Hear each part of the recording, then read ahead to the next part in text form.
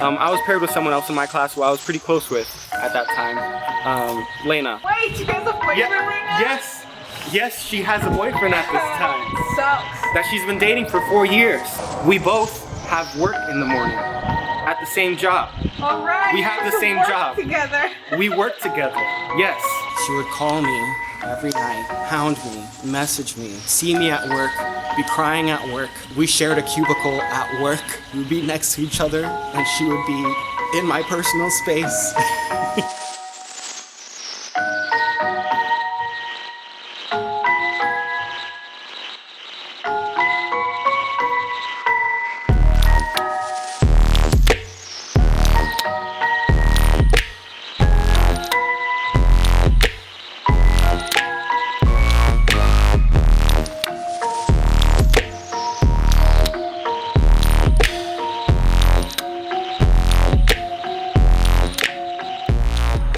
Okay, a couple of housekeeping things. If you think this story is gonna get better, if you think this is gonna wrap up in a nice little bow, that's not what the story is. You're probably watching the wrong thing. For the faint of heart, stop watching. So you were gonna say for the fake fan. The fake fans, stop watching. It only gets worse. I've said that before, but I want to reiterate that. I'm not just being like sadistic with this. Like there's a point to it, and it'll become clear, but it's gonna get worse before we get there. So just a heads up. Okay, also, I'm caring less and less about my appearance with each of these videos. I'm getting more and more disheveled as it goes on. It's maturity. I am going insane. Yeah, or yeah, maturity. Yeah. Also, something I want to bring to your mind is what path has brought us here? What path has led me on this track where I'm in this position? What did I do to get here? Because this isn't just a thing that happens, okay? So let me get into that. Me, I'm on a path where it's like, if you're going in iterations of people who increasingly like you more and more, or you have to convince them more and more to like you, and then they do, but then by the time that happens, you don't like them anymore because they didn't like you for who you were. What's the next step past that? Someone who knows you and loves you and like is one of your best friends liking you, and then you not wanting them. That's the next step for me. So think about her. What's the next step for her? She's been in relationships where she hasn't been valued by her significant other for multiple years at a time. They get increasingly worse. What's the next step past that? Not getting valued by your best friend who you're super into. What I'm saying is like we're both like two trains on two tracks and they collided. This was a pattern of behavior on my part and a pattern of behavior on her part that put us in this predicament. I feel like I'm preaching. Yeah, you are!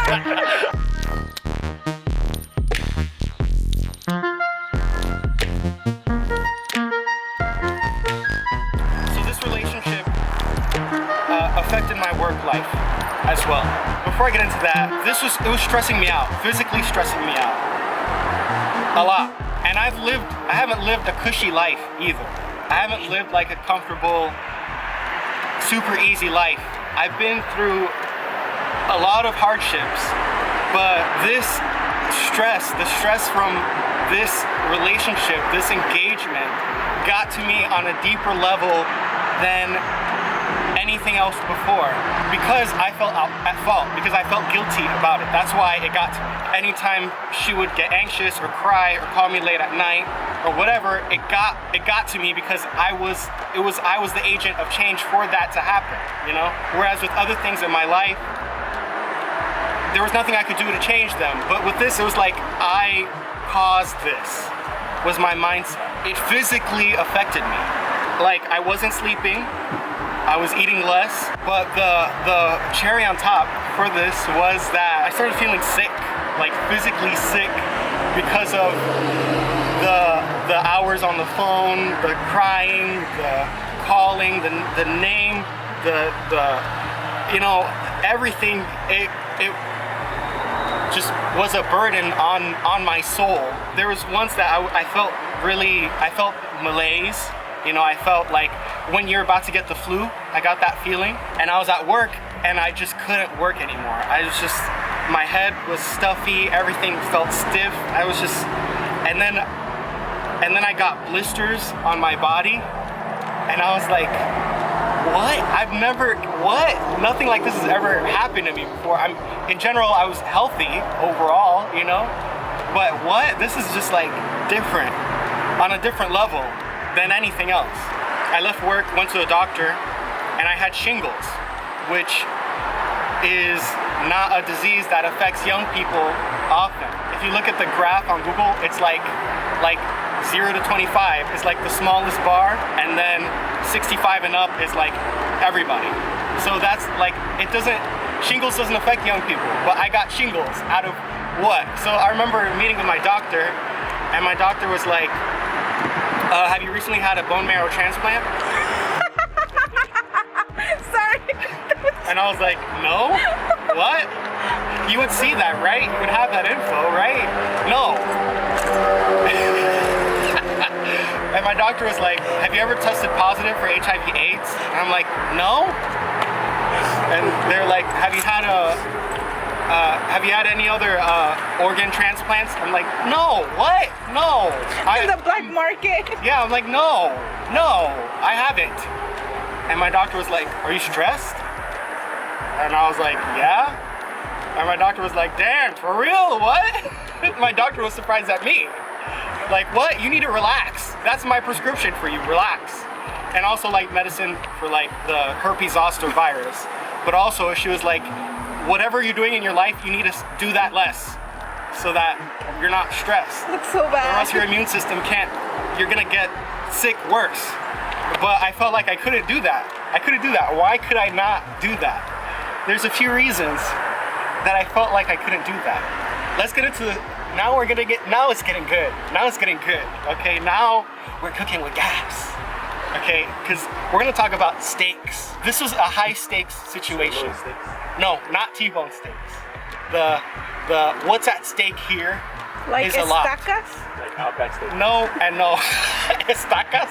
Yeah, like yeah. Estacas. No, not steaks, like a stake through the heart. Not that either. What we're gonna talk about is, why did I not just quit? Why not just quit? Why not just quit? Why not just quit? If my situation at work is that bad, that I'm like seriously having issues physically and in every other aspect of my life, why not just leave that job? To get there, let's start here. I've mentioned it a couple times before, but Laina and I shared a cubicle. Okay? We were both interns at the same company.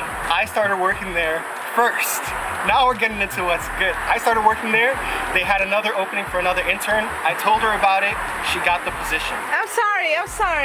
You told her about it? I told her about it because we were friends for multiple years. She got the position. Then all this other stuff happened. Oh, okay. Right. Okay, that makes more sense. I thought you... Yeah. No, there's other times I do that, but that's not... Not this time. Yeah, not this time. We literally share a cubicle. We're assigned to projects together. And it's simple, like as an engineer now, a graduated engineer, it's simple stuff, like filling out Excel forms, corrective action, first article inspection, like basic, like use a caliper, put the dimension in Excel, like super basic.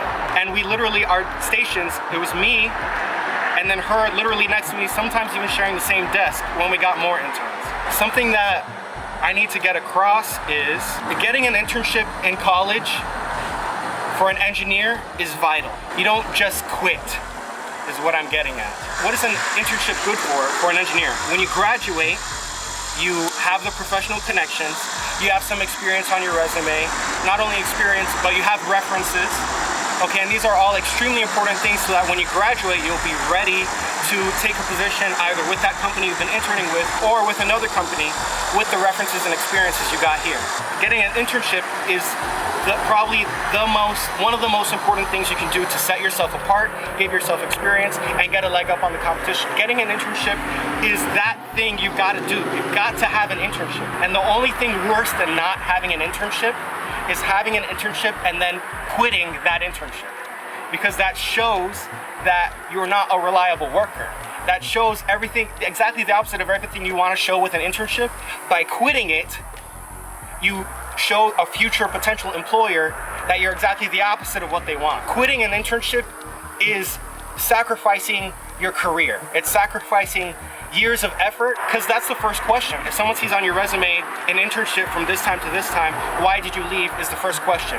Not what did you do there, not what kind of things did you learn, not what references do you have. No, it's why did you leave? That's always the first question. That's what's at stake. All the years of effort, your engineering career basically depends on you having good references, good professional references, some experience on your resume, an internship that you didn't quit. So me backing out of an internship is the worst career move I could possibly make. But that seems to be the only kind of viable option at this point. Like I said, the tasks were basic, the tasks were simple. Measure this with calipers, put it in an Excel sheet, update this Word doc, like say simple, stuff for an engineer. But they become more complicated for me when you got someone who's a mess next to you, like crying because of you, in the cubicle, literally your same desk, same workstation, crying constantly, not just once a week, every shift. It's her crying because I'm sitting next to her, because she's not together with me. And she would become a mess. What do you do? What do you do? So me, what do I do? I'll tell you what I do, and you're gonna hate me. So it goes. I do nothing. I act like she doesn't exist. I act like she's not crying. I act like I don't hear her crying, and I'm just browsing through the Excel files or whatever. I'm just going about my business. Because in my mind, you go to work and you gotta be professional. You gotta leave your drama at the door. I'm not gonna be talking to my supervisors about personal issues I've got with this other intern, because that's not what I should be doing at an internship anyways, is worrying about drama, right? That makes sense to me. Yeah, you're absolutely right. That makes sense to me. Yes. So that's what I did. I just acted like she didn't, she wasn't doing any of that other stuff. Which, if you haven't guessed, would make her mad. And would make her cry more. It's a positive feedback. Wait. We behave perfectly enough so that we ruin the other person's life. That is so bad. Yeah, it sucks. It sucks because this isn't I want to illustrate the picture, but it's not just a one-way street. It's not just her making my life miserable. She's affected by what I'm doing too. I want to make that clear as well. Even though I don't know what I would do differently. A suggestion I've heard from other people is talk to HR. I'm getting some nods. So I didn't know what that was. What? This was my first professional experience. This internship. Okay, also it was kind of a smallish company. They would forward crude emails to each other. It was kind of, some stuff was a little dated. And also, like I said, I didn't want to bring the whole company into this personal drama. This is stuff I've got to deal with on my own, is how I felt. So I didn't want to bring anybody else into it. I never talked to my supervisor or HR or nobody about it, because this is I'm the one at fault here. I'm the guilty party here. So I'm just gonna deal with it. That got a little... Yeah, it's a little that you can't say much. I don't know what to say. Right. But why did she get fired? I'm sorry, she was crying all the time. Why wouldn't you be like, honey, are you okay? Everything good at home? Right. So here's a couple things I want to include with this kind of whole talk. There's some things that I didn't really get about working in a professional environment. For instance, I don't kiss up to anybody. I don't do that. Even now I don't do that. But back then, even less. If someone gives me an assignment, I'm like, okay, great, I'm on it. I'm not like, wow, it's such an honor. Thanks for this assignment. I love the fact you gave me this Excel sheet. Oh my God. That's what all the other interns were like. So I don't do that. I'm not a suck up. I'm not like, wow, what is it you're doing there? That's so interesting. Oh my gosh. Adobe PDF files? That's so cool. I don't do that. I'm like, okay, great. That sounds like How's your weekend? Honestly, I feel the shade. Yeah, I don't do that. But all the other interns did that. So that's something I didn't realize is important. For a professional environment. To build a relationship with your higher ups is acting like you're interested. Yeah, right. So all the other interns do that. Brown nosers, right? Yeah. But I did not do that at all. Okay. At least you were clean, Josh. Thanks. So she was in bad shape. But here's how her work culture was. Think of Pam from The Office in your head. Like, I started watching The Office and I was like triggered. She's kind of cute, capable, above her work, but also kind of emotional at work. Kind of? Right. Wait. So I feel like you are triggered. I don't see that as Pam at all. I see that. That's all I see in Pam. People knew when she was friendly with me, she would defend me to death. Like, she would be like on the front line in my supervisor's face when I messed up. When she was like ride or die. So I'm like, wow, that's crazy. And everyone, all of my supervisors, all my higher ups, all the engineers could see that she's being friendly with me, and they would ask me like, oh, how's your girlfriend?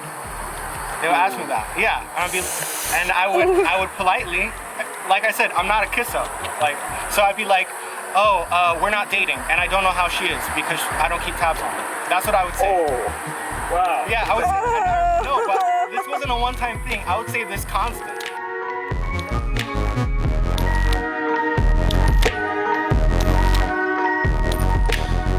I guess I forgot to mention, we're in Lehigh Acres because this is where I worked at that time. I can't go back to a medical device company facility that I haven't worked for in a few years and film there. So we're in the vicinity of it. But anyways, that's besides the point. There's another instance that was of note, kind of before everything went really, really bad. In one of those upswings, one of our trademark, hatred, love upswings, she was like, hey, listen, I need to talk. We need to talk. We can't be just sitting next to each other at work. And I was like, all right, fine, let's talk. Like, begrudgingly, I was like, all right, sure.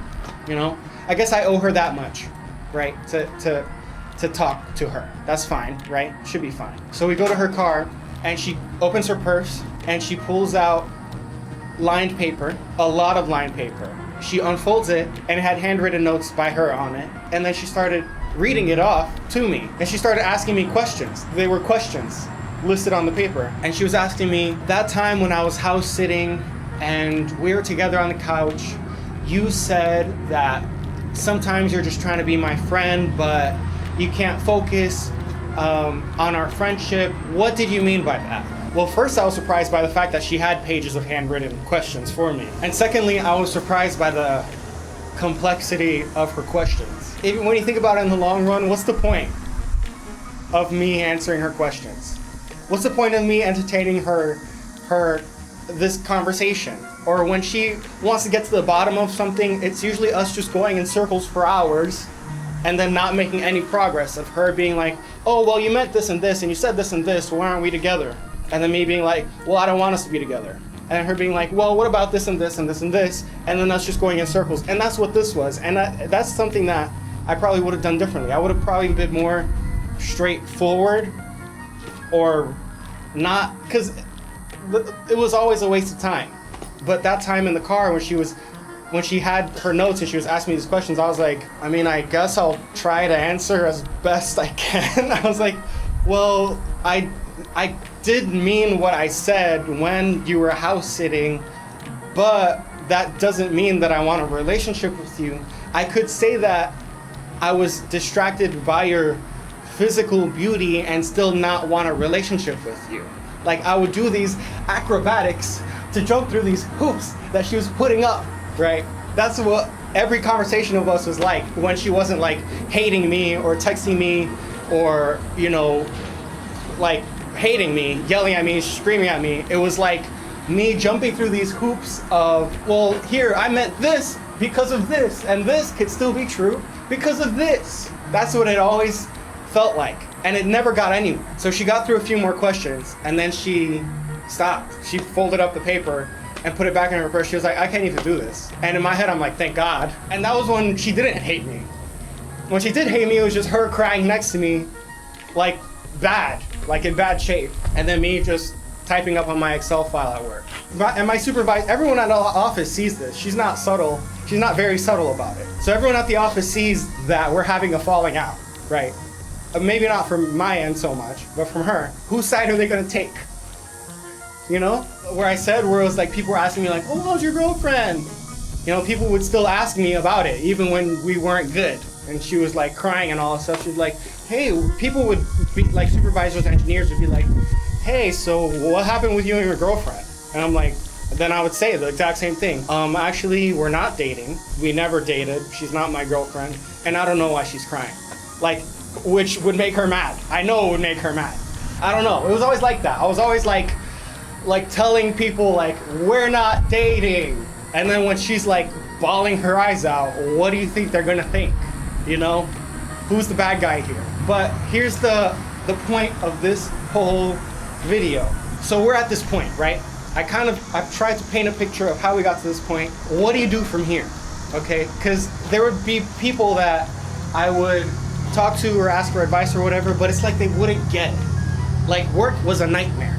Like, it got to a point, work was a nightmare. I would dread work. I would feel physically sick and ill and just wouldn't go to work. There were times that I just wouldn't show up for days at a time, weeks at a time, because of the anxiety of the whole sitting next to her for hours, us not talking, her bawling, crying, and then what? Getting, like, is that worth it? Is that worth it? Is it? But I can't just quit because it would very adversely affect my career. And she can't quit either because it would very adversely affect her engineering career. And us talking it out goes nowhere. We might have those 1 or 2 days where she likes me, and then it just goes back here to the garbage. So now we're at a standoff. Now we're at a point where, what do you do? What do you do? What do you do? I felt like I had exhausted all of my options. And every time I go into work, it's a battle. It's a battle with her, with myself, with my supervisors, everything. It's always a whole show of the whole parade of the personal drama instead of the actual simple basic Excel file stuff that I do well. And for her too. This isn't a one-way street. We're both hurting each other. Even the thing that I'll give her credit is that even if she's freaking bawling, crying, making a scene, she'll still be at work, which props to her. Because that's something I can't do. I would just be stoic and not looking at anybody. Actually, I would avoid everybody. I would try not to talk to any managers, any other engineers, any other interns. Maybe bring up some project that they might have forgotten about from when I first started working there. Work on that for a few hours and leave. That's what it became. It became a game of how long can I avoid everybody and still come to work? Or just not going to work because it was just too much for me. The question is, how far will you go to keep your career? That's what this comes down to. Because who quits loses. Who quits loses. Everything that you've worked for, the entire misery of, well, not misery, but the entire process of engineering school and all of that will have been pointless because on your resume you quit from an internship. That's worse than not having an internship at all, is having one and quitting. So how far will I personally go to save my career, basically? How much can we possibly do to each other before one of us gives up or something? Before one of us breaks? How far can we possibly go until this is just over? But the thing is, what I'm telling you, all the stuff I'm describing you, is in the summer. There's still a whole academic year before we graduate. This is the end of the summer, and there's still a whole academic year before we graduate. And we're already at this point. It's the summer, and there's still a whole academic year before we graduate. Who's going to break? Who's going to freaking die? Will that be worth saving your career, even?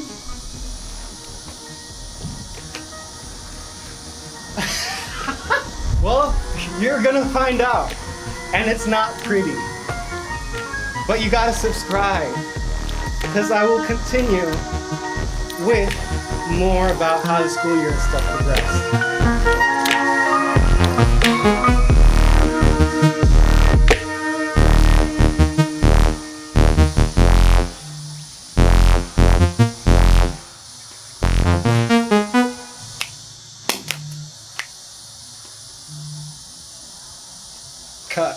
well, I guess unless you guys want to say something. Never mind. Cut.